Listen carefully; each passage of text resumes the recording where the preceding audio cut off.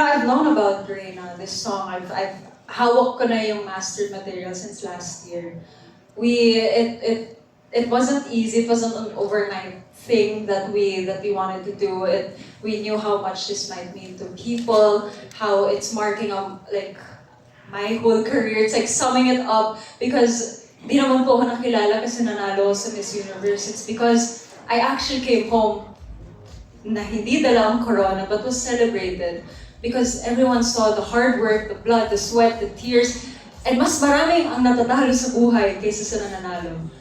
And that's why it's a very, very powerful song that, of course, we packaged in a way that's so empowering that you shouldn't cry when something bad happens. You should celebrate yourself.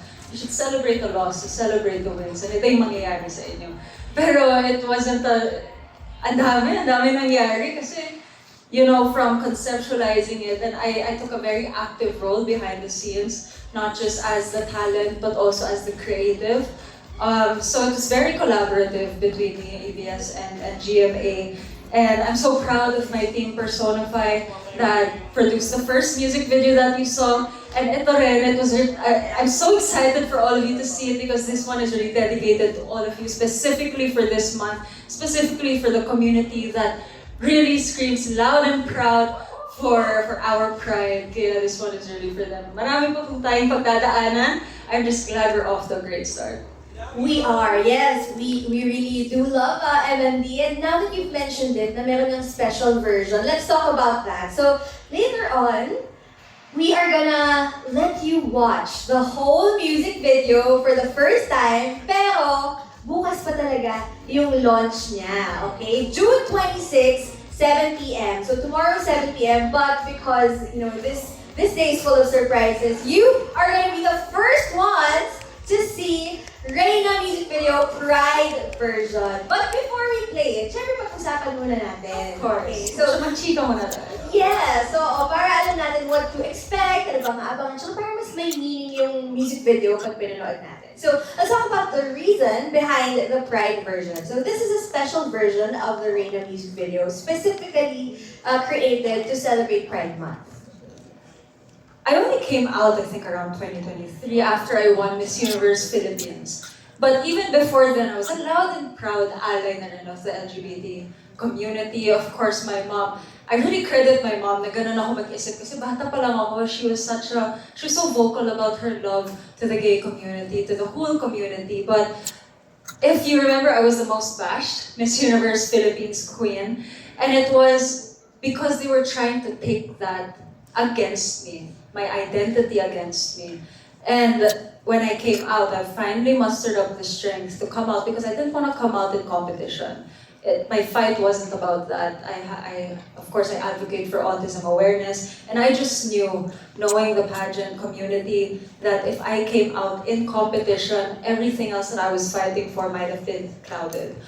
But everything happens for a reason because it's when I came out after, grabe talaga yung reception and how it really turned the table for me and my confidence and the kind of love I received to the community. And I know this is a big community that helped me do what I did in El Salvador, do what I did after. And this is really for them and for what they've been able to do for me. And, I won't be tired of screaming my alliance because we are part of an amazing community. I love June. If my birthday was just on June, favorite month ko na siya. Pero bias tayo sa April, but if ever, it's such an amazing time to celebrate your pride and to celebrate who you are.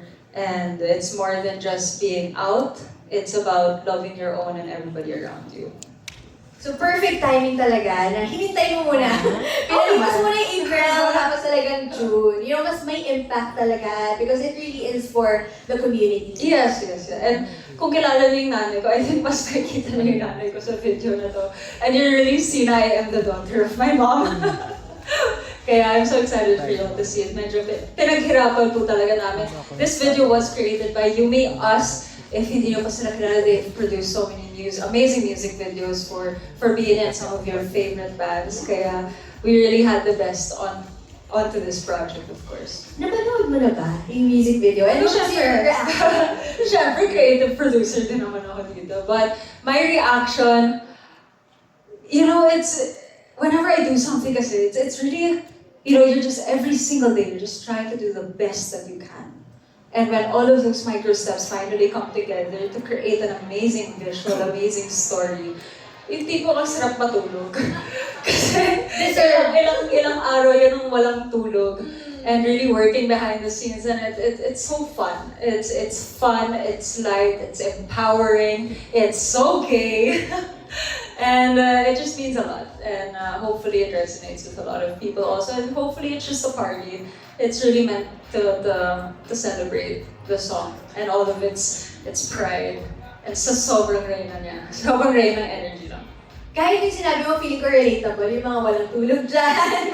Pag nakita mo na yung final product na deserve mo talagang mag-rest after. Ganun kasi ang ganda, parang nagbunga lahat ng hard work ng sarili mo and your team as well. So, we're so excited to see it. But while we haven't seen it yet, without spoiling anything, ano yung most memorable scenes mo or yung mga filming experiences mo during the music video? I was so nervous shooting this because we shot this, I think, before the other music video that we shot also. So this was actually one of the first moments that I had to really sing and dance. So I do have so much pride for what I was able to do here.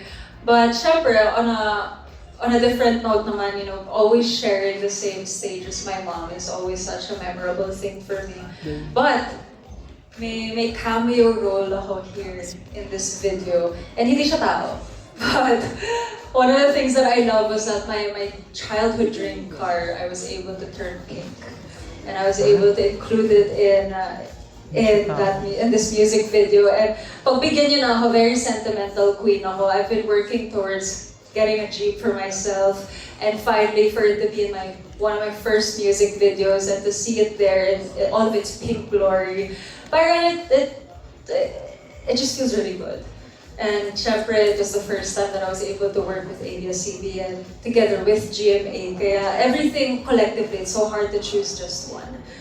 But ayun, it's a collective effort, collective success po talaga. Speaking of collective effort, I just learned kanina actually, mas nauna pa tong collab na to between ABS-CBN Music and GMA kaysa sa PBB. Talaga ito yung first collab ng dalawang network. So, ikaw talaga yung first dun sa collab na yun. So, before we update, any final words that you want to tell them bago natin i-play yung music video?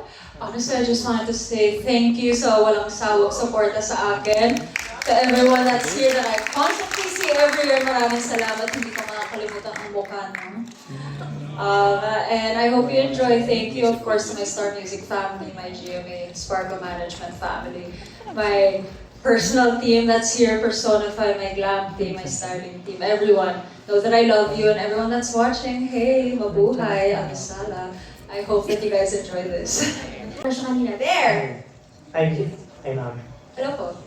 Hi, so first question, how do you react now to lesser corporate, the lesser corporate backing and yung visibility and buzz that surrounds Pride Month? Do you take it as a relief, kind of a relief na nawala na yung bandwagon and all that? And or do you see this as a challenge that there's still a lot to do? There's still a lot to do. There's still a lot of work to be done. I will agree that there is a lot of work to be done pa rin. Of course, malayo nang narating natin this community, pero mas malayo pa ang pwedeng marating. Am I affected that there is less corporate backing to the community? I actually haven't noticed because this community isn't driven by corporations. It's driven by the community. With or without them, we will thrive. And we will make our mark as loud and as proud as possible. Kaya it's okay if there's less corporate backing. Nasa tama naman yung puso natin lahat, di ba? And also, can we expect more music from you in the future? Like, even other songs na na hindi about, that's more like deep personal songs or even songs na fun, happy songs. Actually, hindi po. Ito lang po yung only kanta ko. Hindi, Hindi, ito lang po yung only kanta ko, tapos na. No, of course, marami pa pong aabangan. There's actually a whole album that's already in preparation. Some of them are already recorded. It's just a matter of releasing it at the right time. Pero marami pa po kayong aabangan, a lot of genres. I'm actually very, very excited for the more sensual songs that we're going to release. And some anthemic also, taking inspiration from a lot of my idols. And what matters to me, of course, this was dedicated specifically to all of you, to everyone that helped me along my journey, to everyone that can relate to that journey. Pero marami pa po, mahaba pa po ang buhay natin lahat. So tuloy-tuloy po yan kasi music is forever. Hi, thank you. Thank you, Sir Chris Ramos of music. Pero sagutin ko na rin yun, Sir Chris mentioned na, you mentioned na you also take inspiration from your idols. May we know, like, sino yung mga idols mo in the music industry? Local or international? Both! Sige. I mean, of course, number one dyan, I would love to be able to collaborate with Casey Tantingan. I would love to collaborate with my girls from the Beanie Group. And you know, I do appreciate SB19's newest album as well. Kaya, you know, for local artists, andyan din si Juan Carlos. Ay, nako, marami po talaga. And, you know, I love how they're able to communicate their feelings and emotions to their fans and their experiences through song and art. Pero if we're gonna think big, of course, andyan si Beyonce, si Justin Bieber, si Sean. Fangirl din naman si Mitete, ay hindi pala si Mitete, maling. Si Tay-Tay, Taylor Swift. Pero subtle plug pala. Pero you know, sky's the limit. Sky's the limit and a lot of collaborations are on the way. I'm excited for that. Okay, now let's go to our next question. From Stars Photog, Sir Alan Sancon. Alan, I hear you.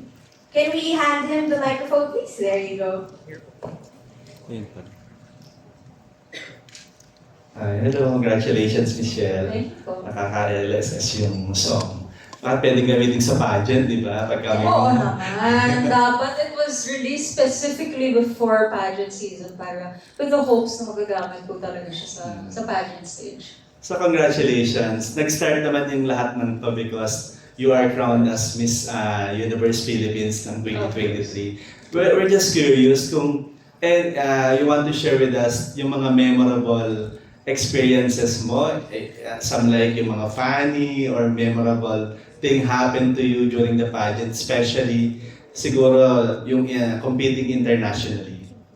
International? Actually, grabe, the success naman kasi po talaga ng 2023 year ko is the accumulation of the experiences that I experienced in my first two pageants. Of course, I represented the Philippines as a Miss World, so that was a national and international competition. I joined again Miss Universe 22, and I won first runner-up. 23 was when I said, you know, third time's a charm, what am I doing wrong? And I really had to look inside and see what was going on, and that was because hindi ako nagpapakatotoo sa sarili ko. Hindi ako nagpapakatotoo kung ano talaga yung kaya kong gawin sustainably. Dati kasi, sobrang nagko-conform lang ako kung ano yung iniisip kong bagay, kung ano yung iniisip kong gusto nang makita ng mga tao. Pero it's really owning that individuality that really brought my success. Pero with that, there's also purity of intentions. Kasi kapag maraming lumilipad na masyadong competitive, sometimes you have to realize na you're there, not in competition with all of these girls, but with yourself. Kalaban mo sarili mo, kalaban mo yung performance mo. Kung anong gawin ng ibang babae on stage, hindi mo na yung dapat problema. And it's that realization that just allowed me to have fun. One of the best advices that Pia Wurzbach gave me was, once you get there, just have fun. Because the whole world will feel you having fun. And it just being so authentic. And that's what I did. I made friends with everyone. I had such a great relationship with my co-candidates, my co-delegates. And I think the whole world felt that. I was just enjoying my journey all throughout. And I came in 200% prepared. Kudos to my Miss Universe team na I did not have backup options. Like I know a lot of us fly with backups, thinking something might go wrong, but I had full confidence in my team and my designers, my creatives back home and the organizations na kaya na nilang dalhin yung quality ng Pilipinas. So I only flew with 2 perfect gowns with the exact amount of outfits. And of course, a little extra because alam naman natin na we had to go somewhere else after El Salvador. Pero it was a perfect journey with the perfect core group and the perfect people helping me achieve that vision. Kasi alam naman namin lahat, it's not a vision for Michelle D, it's the vision of the Philippines. We were going for the 5th crown. And it was a laban na sinigaw ng buong Pilipinas and we really shook the universe when what happened. And because it happened, here we are, we have a song. What better way to make your mark than to sing about it? Thank you, Michelle. Yung second question ko is, for you, what is the meaning of Reyna? At ano yung gusto mong iparating dun sa mga LGBT community about this song? I mean, hindi lang to para sa mga Reyna ha, kasi pwede ka maging Reyna kahit hindi ka babae. Of course, it's so much deeper than that. And when you listen to the lyrics, if you translate it in English, it's like you have been bashed, you have been insulted, criticized all throughout your life. And it's really your lakas loob, your confidence that is your true crown. Lakas loob ang aking corona. Hindi pagpapanalo ang aking corona. Lakas ng loob, and that means you can do that in anything you do within your life. Kaya, sobrang Reyna ka dyan, Reyna ka dyan. Kapag kunwari na nag-graduate ka lang, you got promoted, you mastered a new skill, nakaka-Reyna talaga because all of that, you will only discover if you had the courage to try something new. So, parang gano'n lang naman. Thank you, Michelle. Congratulations. So, importante yung lakas ng loob. Oh, yeah. Sa chorus ng kantang to. Alam niyo ba, every time I'm about to perform on stage, walang hinahanap ko yung kaba. If that arrives 3 minutes before, an hour before, days before, there's something wrong if hindi ako kinabahan. Because I have to find that lakas ng loob. Because if hindi ka kinakabahan, does it really matter?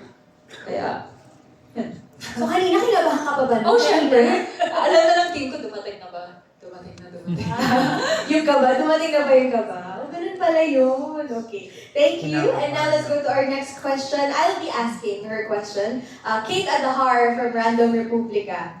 Her question is, this song was featured during your stay in PBB. Yes! How special was that and how was your experience? Too special, grabe. I mean, entering Kuya's house is an experience of its own. As in, Kuya, ibalik mo na ako ngayon, papasok talaga ako. Kasi, that was the first time in years that everything just went silent.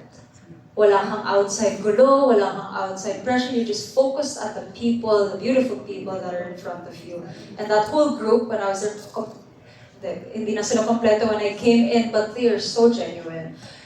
I mean, it's a funny thing that you asked me kasi I think the first time na nairita ako sa kanta ko was inside Kuya's house. Why? Because I didn't know kung ano yung galaw. The housemates were already there for 41 days prior. Ako, I just got in. The first 2 days, they were still playing yung alarm clock. Am I allowed to say this? Basta, the first thing they hear is the theme song. The wake-up call. The wake-up call. The wake-up call was the theme song. Oh, of course, napapanood niya sa live stream. So the first time I heard Reyna, that was 2-3 nights after, I was like, oh my gosh. Natapos na ba kasi hindi pa ako gising? Pero ayun, I started hearing it every day and it was just like, I mean, of course, all jokes aside, I knew that Reyna would come out. I thought it was just my entrance song. Like when they were introducing me as a house guest. I thought hanggang dun lang. And then they played it, and then they played it all day, and then they kept playing it, where it's like, wow, this is actually happening inside Kuya's house, with millions of people watching. And I honestly came into PBB kasi saying I have to get over the fact that I will be under 24/7 surveillance the faster I can get through that, the more comfortable I can be for the house guests. And I'm not there for myself again. I'm there for the house guests, for the housemates, to help them get to the end, essentially. Kaya, the biggest battle was for me na, okay, may camera sa ganito, may camera sa ganyan, deadmahin mo lang yan. And then I was able to really be myself for them. Because I wasn't there for me, it was really for them. And the revelations that came out while I was there, syempre, I wasn't expecting it, but if there's anything that can kind of make a tuldok sa pagiging Reyna, it's some of those moments because I have so much respect for the housemates and for all of the housemates that came before because what they're doing is no joke. What they are allowing other people to see, it's like being on a pageant stage 24/7. You're allowing so much scrutiny and so much unknown happening. Na it was nice to hear them say na thank you Michelle for creating this song because it was stuck in their heads there and it's a constant reminder. And syempre, no offense to the theme song, pero it was the first song they sang, I heard, after that 41 days of hearing the theme song. Kaya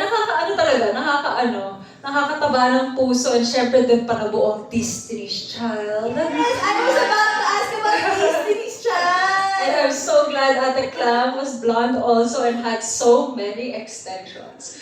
Kuya, pakilabas naman po ang clips na suot ng lahat, ang blonde hair. Meron. Meron ba? Meron. Nakita na ba kayo ni Clam? Hindi pa, busy pa siya. Pero magkikita kami soon. Yes. Super soon, as in naka-set calendar na.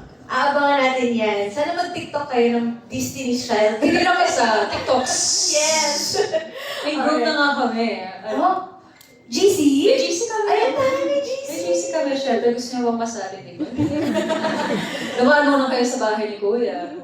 Totoong nabuo ang bond sa loob ng bahay ni Kuya. Well, thank you for that question, Kate at the Heart of Random Republica. Now, this next question is from Kapatid Insider Carl June. Where's Carl June? Yes, there you go.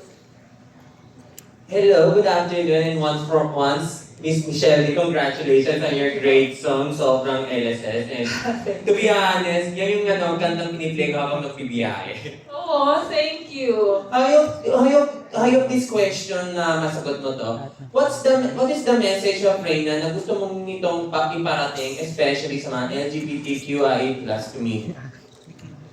In one line, lahat tayo ay Reyna. I mean, Reyna in our own right, Reyna in whatever we do, Reyna in our losses and our triumphs, and Reyna especially when the whole world doubts you. Because what matters is that you believe in yourself and the right people will believe in you too. Next question. What is your concept about Reyna? Bakit yan ang napili mong title? That's a good question. Doon na papasok yung, of course, the expertise of Star Music and GMA Sparkle, and collectively, we really came together to really study the different options that we had that gives justice to the song and the material. So, it wasn't actually a long process because when it was parang yun na yun eh, it's the perfect title already. It's kind of like similar to when I first saw the sketch of my final gown. Parang yun na yun. Hindi na natin i-consider lahat. This is the one. So, it just felt right. That would be all. Thank you and congratulations Queen Michelle D. Thank you. Thank you. Parang may lukso ng dugo, no? Na yan yung, that's it. Yeah, I mean, it has to feel right. Okay, now let's go to Certified Kapamilya, Lyra Nicole Trinidad. Kindly raise your hand. Okay, there. Let's hear her question. Hello po, Ms. Michelle, and congratulations Hi. po for the release. So my question is, how does this release empower you and the community you represent, and how do you hope the general public will interpret it? I mean, this press con, that question is a little late.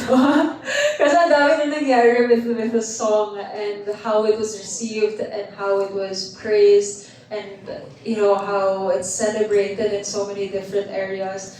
I think that's validation definitely from not just my journey but me also as a starting recording artist. It validates what we're trying to say, and of course the community that received it so well, because this is for them and it's for so many more people also. Kaya, I mean, I guess para matuldukan yung tanong niyo po, it's more validating in a sense na this song means so much, not just for what the lyric says, but what it represents, which was my journey as a beauty queen and how I reached success unconventionally.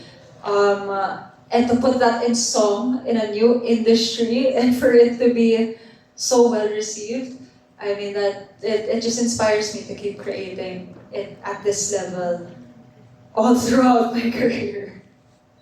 Thank you Thank po, you. and congratulations. Thank you. Thank you, Dear Nicole Trinidad of Certified Kapamilya. Now let's go back to the music video kasi tungkol dun yung next question from Davao Digital Influencers, Joem Madrazo. He asks, how did you physically prepare for the music video shoot? Kailangan pa ba? Kasi Physically. grabe naman na yung physical appearance. I mean, when you have a healthy lifestyle, hindi na kailangan paghandaan yun because it's just Hi. maintenance. But Queen things! I think it's really important to be your worst critic. I'm always my worst critic. Kaya hindi ako naapektuhan sa mga bashers kasi walang sinasabi ang bashers na hindi ko din sinasabi sa sarili ko. Alam mo yun? Nauna ka na. I mean, syempre, I'm realistic. And sometimes you have to be humble enough to listen to what they're saying. Because maraming eming bashers lang dyan na may masabi lang para lang mapikon ka. Pero there are some very constructive criticisms that you can find. And you have to be the first one to be that for yourself so you can prepare for anything. And I knew I'm not the best dancer. I can definitely perform. Like, I love being on stage. I love performing. Pero I knew hindi naman ako A-team na world dance champions. And I was preparing physically through dance and my performing arts skill. We even did this. We didn't even have an official choreo. Gumagawa kami ng something just to get my muscles loose. Iba yung muscles na ginagamit for pasarela and for dancing in general. Syempre, I knew the gravity of this. And sometimes you just have to prepare even before people ask you to prepare. Especially if it's expected from you at this point. So, yun, yung physical preparation, more on the dancing part, yes. More on the dancing, of course. And of course, Jade Risho is my vocal coach as well. So I really had to, I guess, loosen up these muscles. Alright, thank you very much for sharing that. Now, the next question is from Mark Artie Talawe Zipagan from Pageant Mag Philippines. And ako yung magbabasa ng question. What kind of Michelle Marquez D do you want to portray on your Pride version music video? Bakla. I mean, plain and simple. It's so campy, as you saw. I mean, it's just fun. But there are a lot of Easter egg hunts. Easter egg clues. It's For your next music? No. Actually, just in relation to my journey, you'll see a lot of snake skin in there. You'll see a lot of iconic poses, and just a lot of representation on paying homage to what has passed already. And the next, I don't know if I can tease this, but the next is to introduce something new. Yeah, it's very exciting. And I have to say kudos talaga to the knowledge and the expertise of Star Music. They're really guiding me through. Again, this is a very new industry for me. But again, I'm just doing my best in everything that I take on. Alright, so abangan natin bukas when it gets released sa YouTube channel ng Star Music, kung ano-ano yung mga Easter eggs na yan. Okay, now this next question will be from Rappler Juno Reyes. Where are you? There you go. Hi. So first of all, congratulations Thank again. you. It was a really nice music video, super colorful. So I guess this one is my question. Of course, there's still a lot of prejudice towards the LGBT community in the Philippines. So what does it mean for you to be able to express your sexuality and support for the LGBT community with the platform that you have now, especially that you've officially launched your career as a recording artist? I mean, it means so much to me because I owe so much to this community right back. I mean, they have been a source of strength when it matters the most.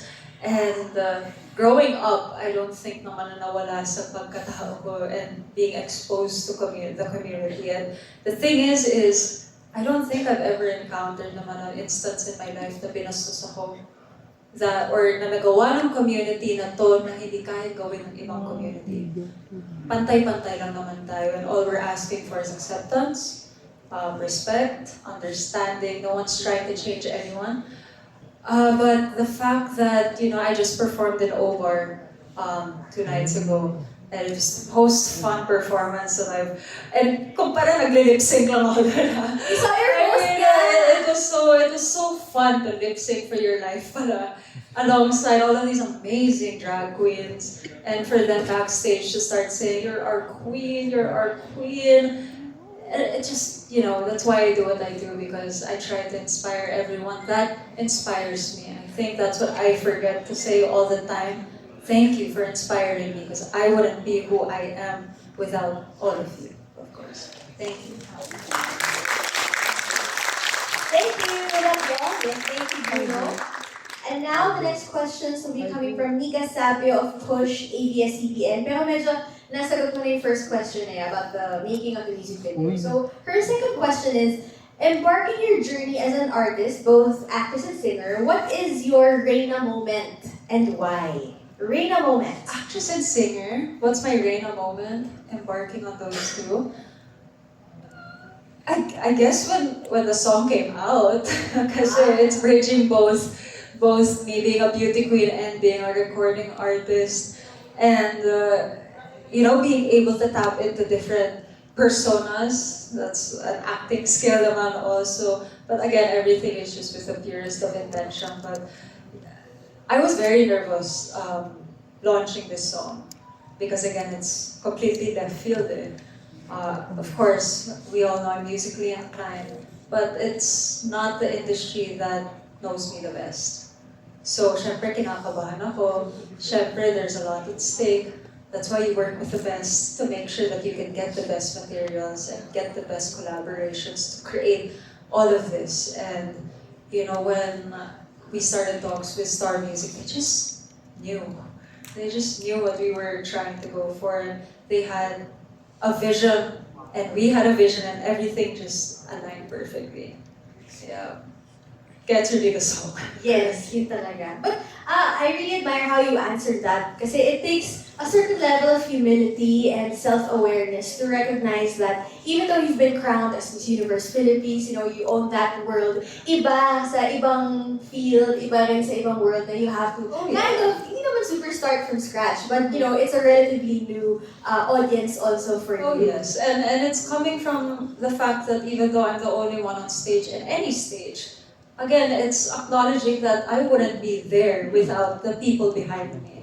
I am just the muse on stage, training and preparing and putting on a good show, but who would I be without the people behind me? And that's just like the song. Who would I be? Where would this song be if I didn't have the people behind it also? Thank you. And now I think we're down to our last set of questions from John Bueno of Macau.com. He's here, but I think I'll be the one reading your questions, right? Okay, the first question is, how important is it to have a new version of your song and what do you think it represents? But I think na medyo nasagot mo na. No, would you like to add anything? Well, I mean, not everyone needs a pride version, of course, but I think it's specific to the person's story. And the pride community, the LGBT community plays a big role in who I am. So it only felt right to pay homage to that, of course. Kasi my first video, it's still fun. It's very fashion, but I really wanted to give back in whatever way I can to the community that I love.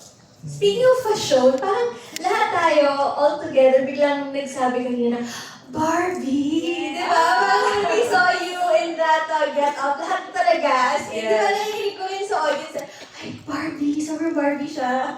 I mean, we shot this months ago. And nakakaano talaga, as in, I loved the whole concept. We worked collectively on the concept. We worked with, of course, the best. Rocket Sets was the one that created the material. And just the whole creative journey towards creating all of this, it's fun. I am a creative at heart. So even if I lose sleep, day in and day out, just trying to produce some of the most eye-catching things or trying to test my boundaries as a creative. Gagawin ko yun. I don't mind losing sleep or anything like that. Okay, now ito naman medyo matatestang yung pagka-beauty queen. Sa question na to ni John. Grabe ka, John. Okay, so let's pretend we're in a beauty pageant. Woo! Grabe naman. So, Michelle Marquez D, your question is, how important for you is the Soji bill? Even if the odds are against it, why do you think it should be passed? Because it starts the right conversations. Even if it doesn't get passed na, naniniwala naman ako eventually when the political landscape is better or if it's more accepting, then who knows? Who knows? But it's important because it voices out what we need. What is important for us is it acknowledges every single person that doesn't feel heard and what they feel like they deserve as well. And I don't think there's anything wrong with acknowledging every sector. I don't think there's anything wrong with starting that conversation. And to ask yourself, why can't we or why shouldn't we? And you have to see them from both ends of the spectrum, both sides of the coin. But at the end of the day, naniniwala naman ako na we'll get there. Thank you. Thank you very much. Grabe yung last question natin, John. Again, John, maraming salamat. But I knew Michelle could answer that naman. Walang sweat, walang kaba. Oo, chill na chill. Chill na chill siya. But thank you once again for all of your questions. Meron ba gusto humabol? Or okay na? Yes? I think marami na tayo na-cover about that. Isang ang A dyan. Yay! Isang ang Reyna dyan. Reyna!